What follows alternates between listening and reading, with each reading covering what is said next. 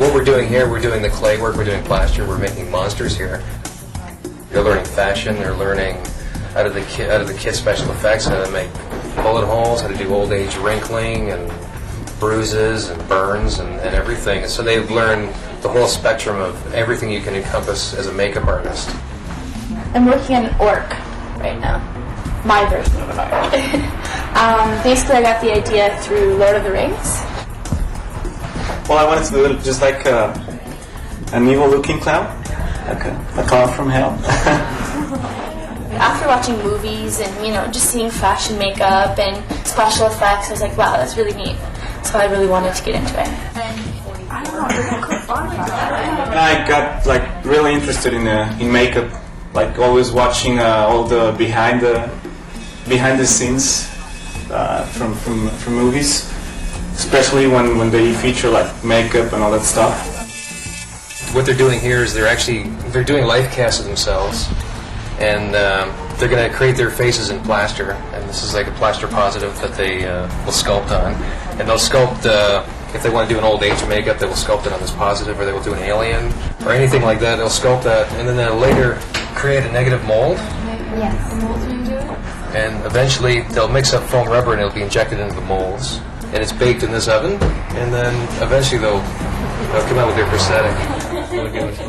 And we do the larger project where we're doing, in this case we're doing an orc from the Lord of the Rings, but our own version of an orc.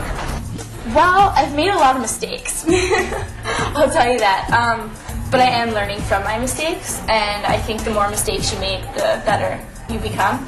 It's time consuming, but I mean, if you really like it, it's like time can fly by when you're working on that. When you're done, you're like, oh my god, I've been working this for hours, and you don't even feel it because you're like so into it. What they're going to be doing next is they're going to be learning how to paint everything and how to actually take that piece, and they're going to put on an actor. They're going to learn how to like blend it in seamlessly with the skin. And they're going to custom color design their whole thing, and then we're going to try and pass these off as real creatures or real people, and hopefully it'll be a real successful photo shoot. Oh, this afternoon we're doing our photo shoot. They've taken the last few weeks to sculpt and mold and do their foam latex. Now today they're applying their appliances. So now they're learning how to put it on, take it off, color it, and then we're going to photograph it for sake of comparison. They'll have a photograph of their work when they're completed, and they'll put it in their portfolio. Here we have our friendly clown. And this is my final project. It's an orc.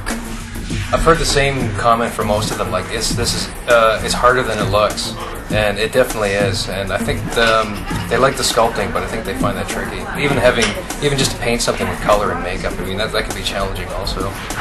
It takes a lot of patience to do this. Lots of patience, not just patience from the makeup artist, but patience from the person that's having the piece applied to, you know. The whole process takes a lot of work. Like, nothing just comes like an easy breeze. Well, it didn't, at least for me.